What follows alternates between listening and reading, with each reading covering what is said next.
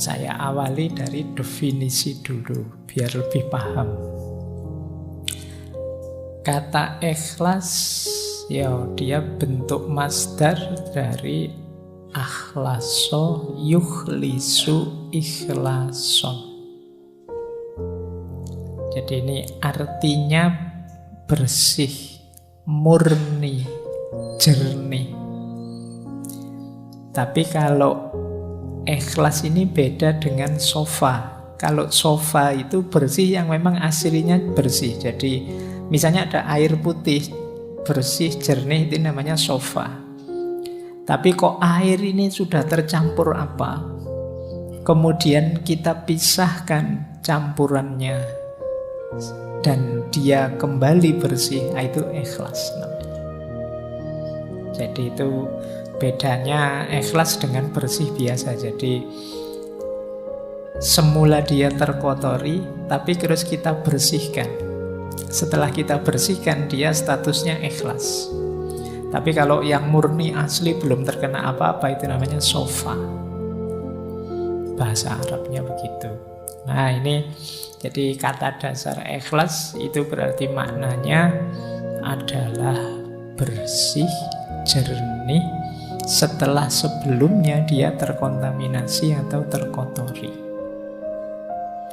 Baik, jadi ini harafiahnya itu. Oleh karena itu nanti definisinya para ulama ya seputar itu.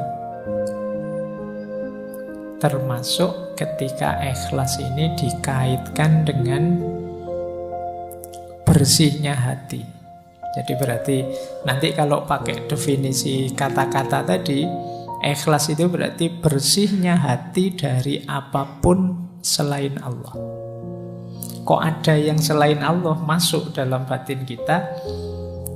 Nah, saatnya kita bersihkan. Setelah bersih, disitulah maka namanya ikhlas. Ini nanti bisa kalian pakai sebagai argumen kenapa sih surat Al-Ikhlas itu tidak ada satupun kata-kata ikhlasnya, tapi disebut Al-Ikhlas. Karena dalam surat Al-Ikhlas itu sangat ditegaskan kebersihan jiwa kita dari apapun selain Allah. Jadi kul huwallahu ahad, Allahus somad. Allah lah satu-satunya tempat bergantung. Jadi makanya suratnya disebut surat Al-Ikhlas.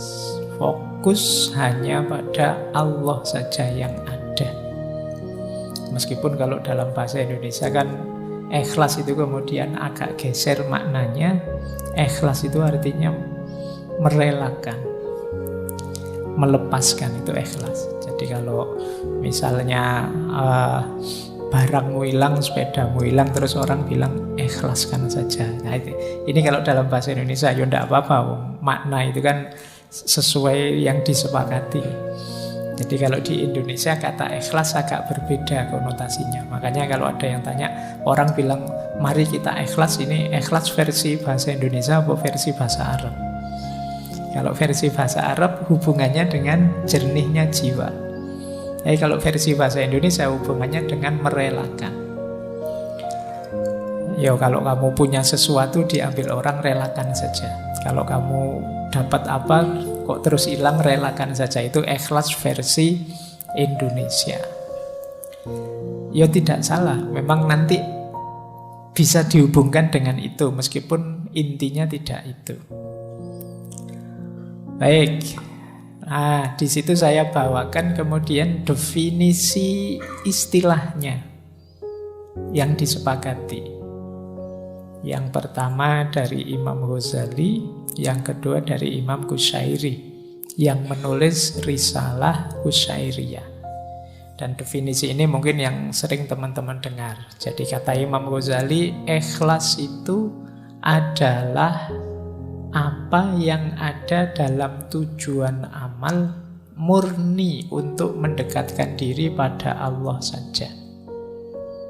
Jadi ikhlas itu tujuan. Kita melakukan sesuatu yang tujuannya Allah saja, tidak ada yang lain, tidak ada keuntungan apapun yang kita inginkan selain ridhonya Allah saja, itulah ikhlas. Nah, Imam Qusairi juga mendefinisikan dengan kalimat yang mirip saja. Ikhlas itu penunggalan al-haq dalam mengarahkan semua orientasi ketaatan untuk mendekatkan diri hanya kepada Allah semata. Maksudnya sama, tujuannya Allah saja. Ada banyak definisi para ulama, tidak saya bawa semua. Intinya maksudnya sama. Jadi kita beramal, berorientasi dalam beragama itu hanya Allah saja. Jadi memang tujuan kita Allah saja. Kok ada tujuan? Lah berarti tidak mikir dunia sama sekali. Dunia difikirkan, diolah, dikelola, kita hidup di dalamnya dalam rangka menuju Allah. Semuanya kita jadikan kendaraan menuju Allah. Nah, berarti saya tidak kerja, Pak. Ya kerja, cuma kerja dan hasilnya dipakai untuk mendekat pada Allah. Berarti saya tidak perlu belajar ilmu ini, ilmu itu, atau Pak, ilmunya tetap ilmu ikhlas saja. Ya enggak, ya tetap belajar apapun yang kamu butuhkan, kamu perlukan, tapi nanti jadi kendaraanmu untuk tambah dekat pada Allah. Jadi ini orang yang ikhlas. Dan banyak ayat-ayat Al-Quran yang menyebut itu. Malam hari ini sengaja tidak saya bawa, sudah sangat sering disebut di banyak ceramah, di banyak pengajian. Ya mungkin teman-teman hafal lah, misalnya surat Al-Bayyinat itu ya, ayat 5, wa ma umiru illa liya'budullaha muhlisina lahuddin. Jadi intinya ikhlas ini jadi sesuatu yang kunci dalam beragama.